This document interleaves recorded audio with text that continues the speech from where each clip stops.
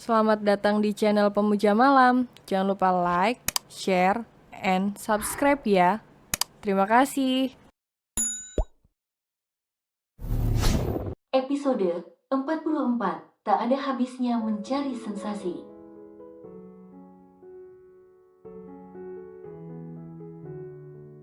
Ken, tolong keluarkan Alexa, mohon Bu Wijaya pada Kenzo. Dia mendatangi kantor Kenzo. Dari pagi dia menunggu tapi Kenzo baru datang. Dia mampir dulu ke rumah sakit.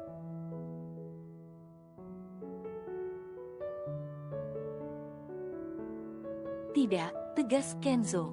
Aku akan menebus semua kesalahannya Ken. Jika kau mau, penjarakan aku.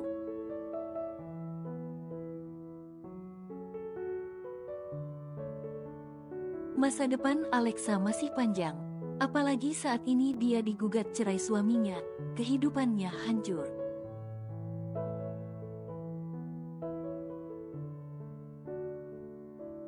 Isak Buwijaya membuat Kenzo sedikit iba, tapi rasa sakit hatinya pada Alexa sudah terlalu dalam.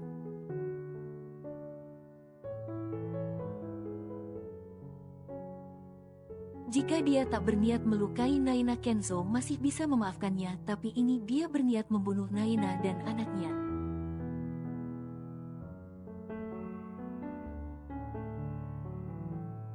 Saya sedang tak ingin berdebat, Bu. Silahkan pulang. Saat ini saya sedang banyak pekerjaan, ucap Kenzo sopan.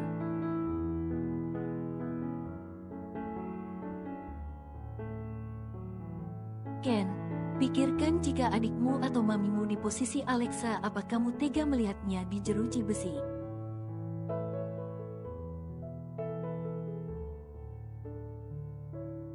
Tapi sayangnya sifat dan kelakuan saudara dan mami saya tidak serendah anak Anda, Alexa.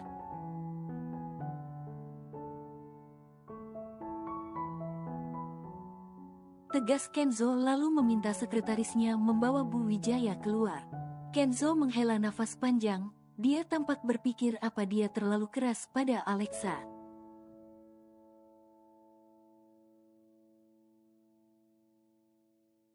Tapi selama ini dia sudah berusaha menahan amarahnya dari kecil pada Alexa. Berharap Alexa berubah, tapi bukannya Alexa menyadari kesalahannya, tapi makin menjadi.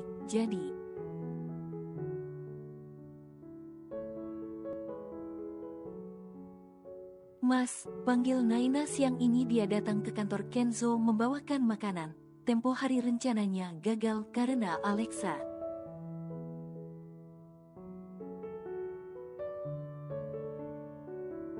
Yang kenapa tak mengabariku, ucap Kenzo terkejut. Dia sudah melarang Naina untuk keluar rumah.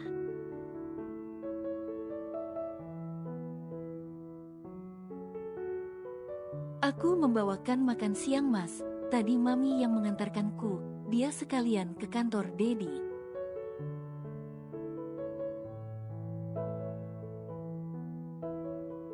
Tapi aku takut terjadi apa padamu yang saat ini tak ada lagi Alexa, Mas. Aku yakin banyak yang sayang dan melindungiku. Naina tersenyum menenangkan hati suaminya ini.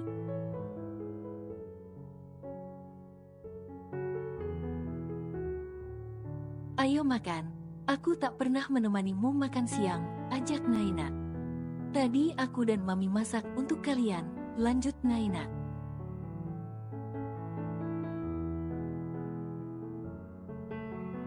Pulang ini aku yang antar yang. Aku ingin melihat papi dulu.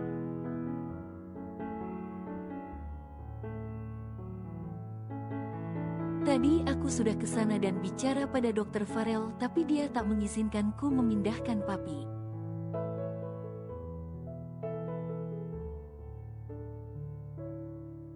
Dia masih berusaha untuk kesembuhan papi yang, cerita Kenzo. Mungkin Dokter Farel sudah menyiapkan yang terbaik untuk papi, Mas. Aku percaya pada Dokter Farel, dia dokter hebat.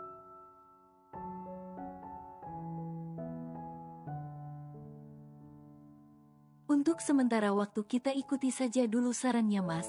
Jika memang tak ada perubahan baru kita bicarakan lagi.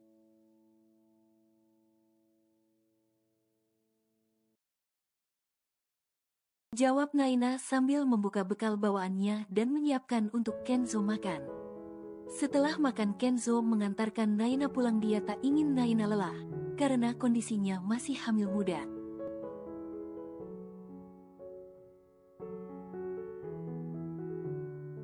Yang Kenzo ingin papa dipindahkan ke luar negeri, adu Farel pada Bila. Tidak, Ai, aku tidak setuju. Biarkan papa di sini. Jika Kak Kenzo tak sanggup mengurusnya, biar kita, jawab Bila sedikit kesal.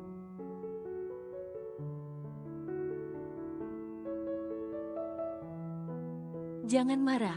Marah tak baik untuk kondisi kehamilanmu. Maksud Kenzo baik, dia ingin pengobatan terbaik untuk papa.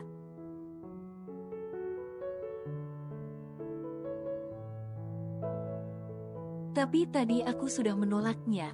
Kondisi papa saat ini sudah mulai stabil, tinggal menunggu beliau sadar dari komanya saja, jelas Farel.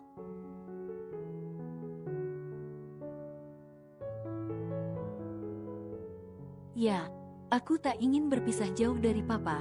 Cukup sudah dia tak melihat pernikahan kita, Ai.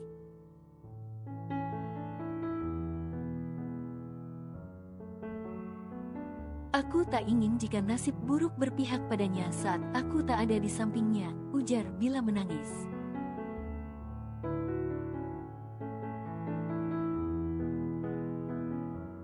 Farel segera mendekat pada istrinya ini dan memeluk Bila.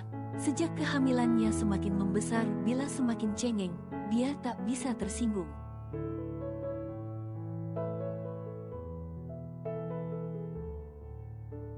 Farel selalu berhati-hati menjaga mood istrinya ini agar tak terjadi kesalahan pahaman antara mereka.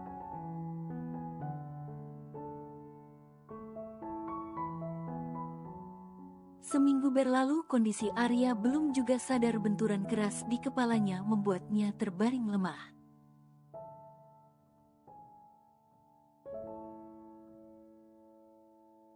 Bill, bagaimana papi? Tanya Naina yang baru datang. Belum sadarkan diri, Kak, jawab Bila lemas. Tiap hari Bila bolak-balik ke rumah sakit untuk melihat kondisi Arya, tapi masih juga belum ada perubahan.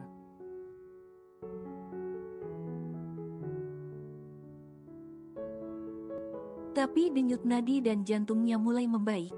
Kita berdoa saja supaya papi cepat pulih, Bill, ucap Naina.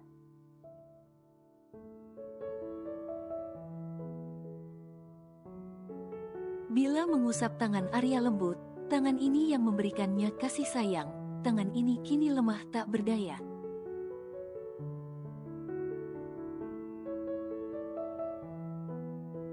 Bila tak bisa menahan air matanya untuk tidak turun.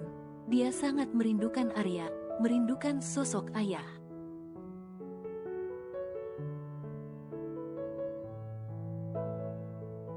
Bill, jangan larut dalam kesedihan. Kita semua bersedih, ingat kamu sedang hamil.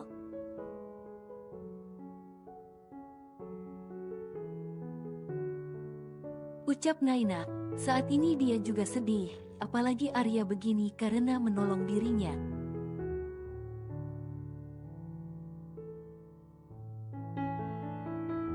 Kak, apa papa bisa sembuh? Tanya Bila gemetar.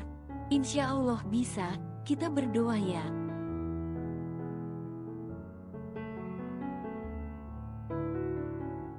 Ken, Mami sudah dapat orang untuk menjaga papimu. Kalau beliau sehat, orang tersebut bisa merawatnya di rumah, ujar Lia.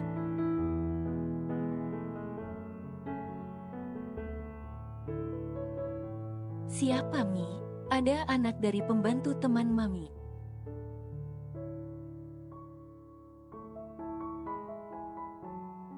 Masih muda? Tanya Kenzo.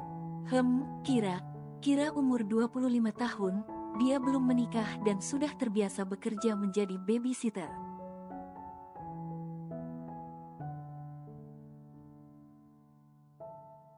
Apa dia bisa merawat papi, merawat orang dewasa dan anak? Anak berbeda, Mi. Harus lebih sabar, apalagi papi orangnya pemarah, jelas Kenzo.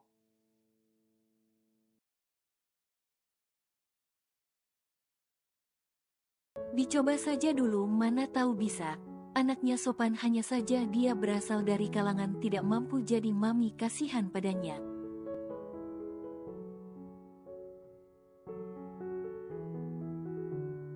Lalu bagaimana dengan anak yang diasuhnya Mi? Tanya Kenzo. Teman Mami tak membutuhkan lagi. Anaknya sudah berusia 8 tahun, jadi sudah bisa dilihat oleh pembantu, tidak perlu pengasuh lagi.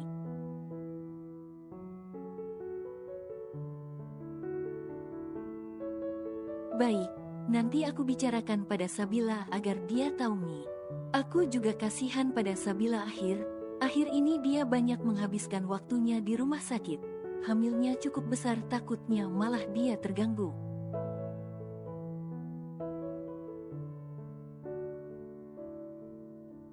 Ya, Sabila memang perlu tahu Ken. Bicarakan dulu bagaimana baiknya, jelas Lia.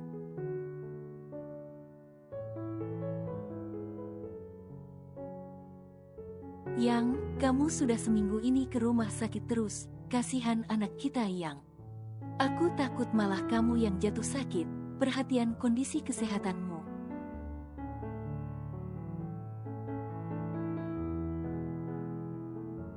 Lagi pula tidak baik lama di rumah sakit, terlalu beresiko Yang, ungkap Farel.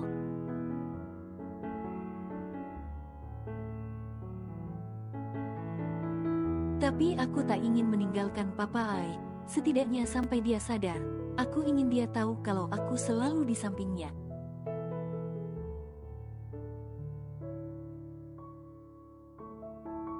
Aku ingin Papa tahu kalau aku menyayanginya meskipun aku hanya anak angkat baginya, Ai, kukuh Bila.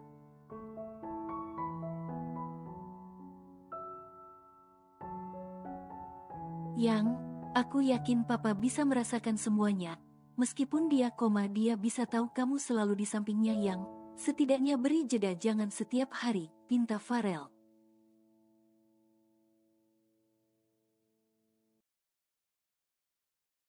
Oke, besok aku istirahat penuh di rumah. Tapi lusa biarkan aku menemani Papa. Ya, setidaknya kamu ada waktu istirahat. Biasanya kamu mendengarkan musik klasik pada anak kita.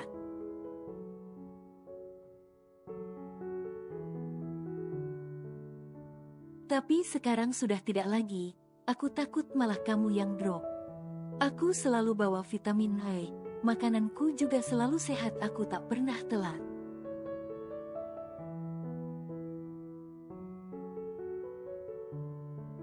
Kalau dibilang selalu saja mulut kecilmu ini menjawab, ucap Farel menangkup lembut pipi Bila dan menciumnya sekilas.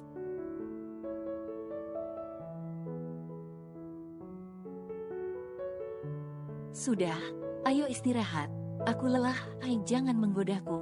Ini yang membuatku tak suka Yang, kau pulang dengan mengeluh dan membuat jatahku berkurang, cebik Farel.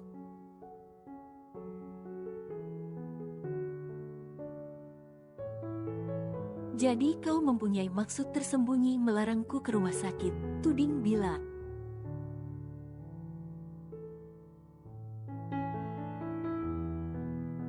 Farel memeluk tubuh istrinya yang sudah semakin membesar ini, membawa Bila ke dalam pelukannya.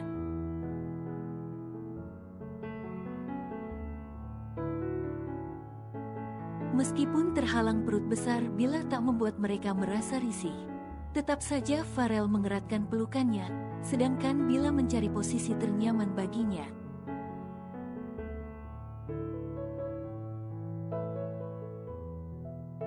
Bila menyipitkan matanya saat membuka pintu ruangan Arya, melihat seorang perempuan muda membersihkan tubuh papanya.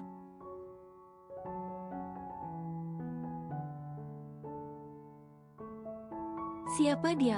Tanya Bila pada Farel. Baru saja 1 hari dia tak ke rumah sakit, sudah ada sesuatu yang baru.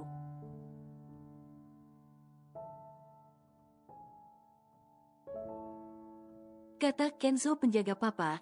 Dia ingin bicara padamu, tapi kemarin kau tak ke rumah sakit Yang, jelas Farel.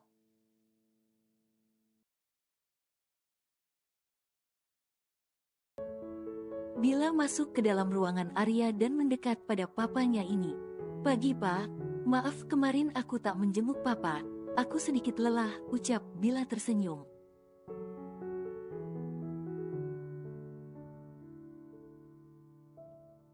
Maaf saya Arum, saya ditugaskan oleh Pak Kenzo untuk menjaga Tuan Arya, jelas perempuan bertubuh berisi ini.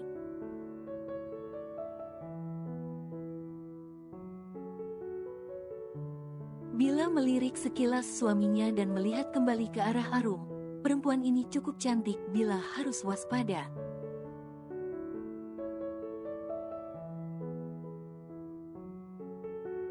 Farel menggelengkan kepalanya seolah tahu apa yang tengah dipikirkan istrinya ini.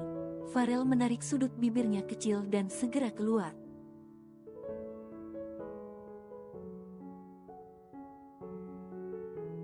Ada Bila? Tanya Kenzo yang baru datang. Ada, dia sedang di dalam, sahut Farel sambil berjalan melenggang ke ruangannya.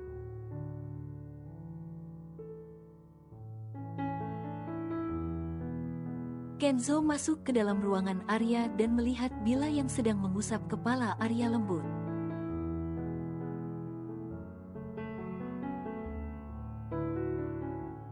Bill, bisa kita bicara sebentar? Ucap Kenzo dan dibalas anggukan oleh Bila. Bila mengikuti langkah kaki Kenzo keluar ruangan.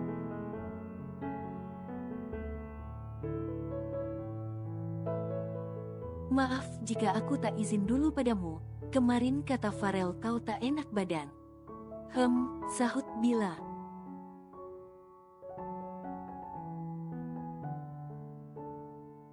Kondisi papi sudah seperti mayat hidup Bill.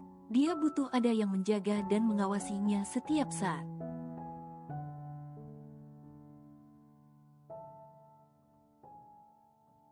Sedangkan kau dan Naina hamil, sudah pasti kalian akan kesusahan mengurusi papi.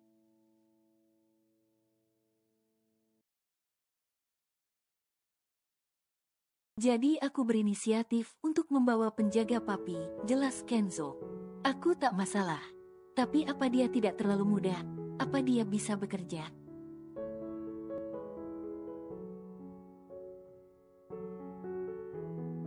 Aku takut dia hanya sibuk dengan dunianya dan papa terabaikan. Hanya makan gaji buta, ketus Bila.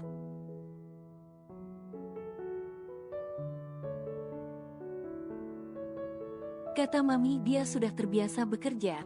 Untuk saat ini biar dia menemani papi di rumah sakit karena kau dan aku sudah pasti tak bisa menginap di sini.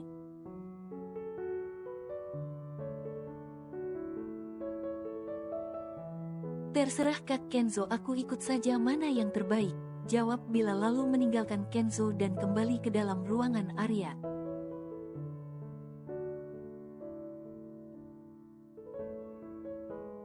Pak, Alexa mengamuk di penjara. Para polisi kewalahan dan mereka akan memindahkan Alexa ke rumah sakit jiwa.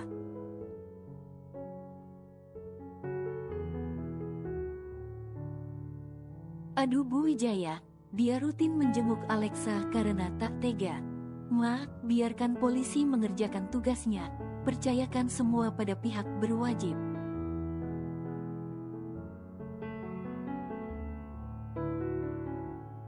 Sudah pasti mereka akan melakukan yang terbaik, jawab Pak Wijaya.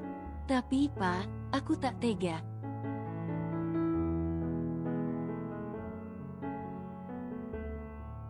Ma, itu sudah konsekuensinya. Alexa perempuan kejam, dia harus menerima semua perbuatannya.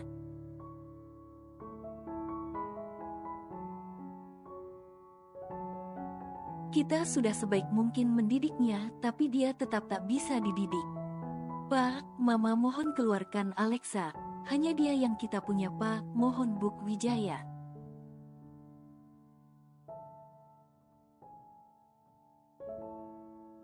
Papa tak bisa berbuat apa. Apa Ma? Melawan Kenzo sama saja Papa akan menghancurkan perusahaan kita.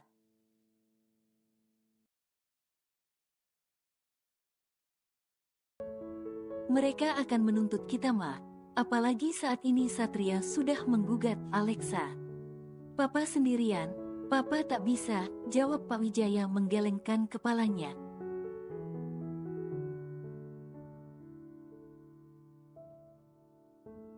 Buk Wijaya mengeram kesal melihat suaminya ini yang tak mau membantu Alexa. Dad, bagaimana perkembangan kasus Alexa? Tanya Lia. Saat ini dia berada di kantor Yo untuk menemani suaminya ini.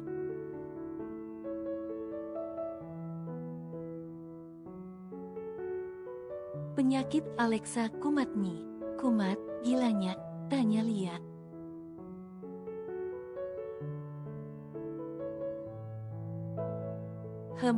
Tadi pengacara kita mengatakan kalau dia harus dibawa ke rumah sakit jiwa.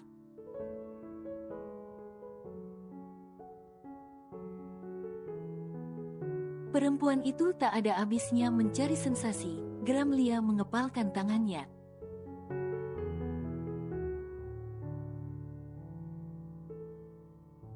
Sudahlah Mi, tidak usah digubris lagi, kita pantau saja terus agar dia tak bisa lari, usul Yu.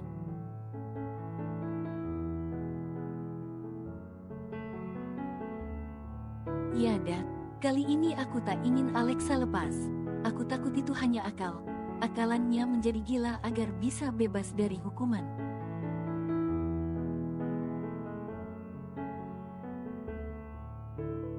Perempuan itu licik, jangan sampai kita tertipu.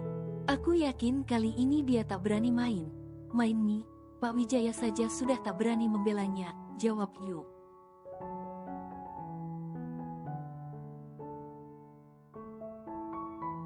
Lia takut jika Alexa kali ini bisa bebas karena akan membahayakan keselamatan keluarganya terutama Naina yang sedang hamil.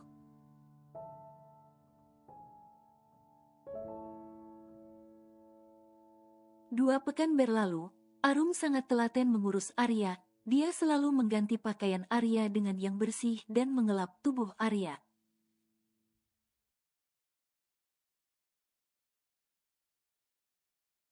Meskipun Arya tak sadarkan diri, Arum selalu mengajak Arya bicara. Dia selalu mengenalkan dirinya pada Arya.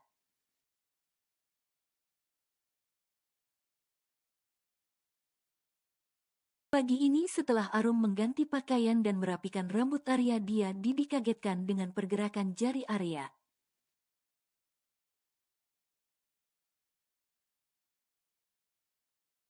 Arum terkejut dan segera memanggil dokter. Memang sejak Arum menjaga Arya, Naina dan Bila hanya sesekali datang ke rumah sakit.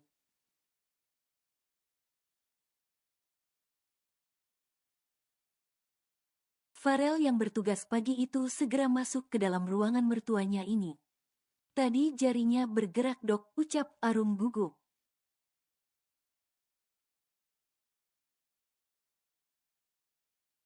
Farel segera memeriksakan kondisi Arya, memang benar tubuh Arya sudah bisa merespon pergerakan yang dia lakukan.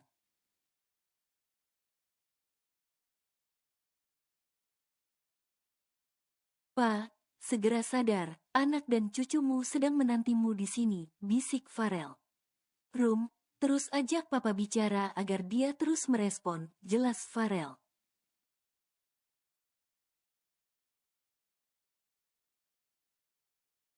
Sus, masukkan obat pagi ini, dan cek semua tanda vitalnya, perintah Farel lalu keluar.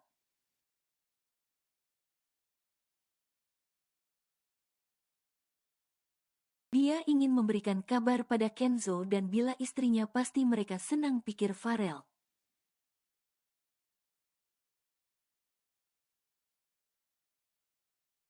Kenzo segera meninggalkan pekerjaannya setelah mendapat kabar dari Farel. Dia menjemput Naina terlebih dahulu lalu menjemput Bila.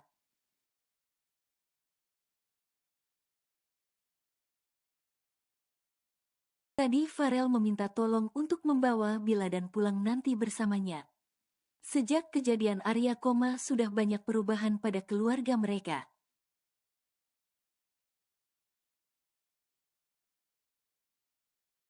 Kenzo dan Farel jadi semakin dekat dan tak ada lagi kecemburuan di antara mereka.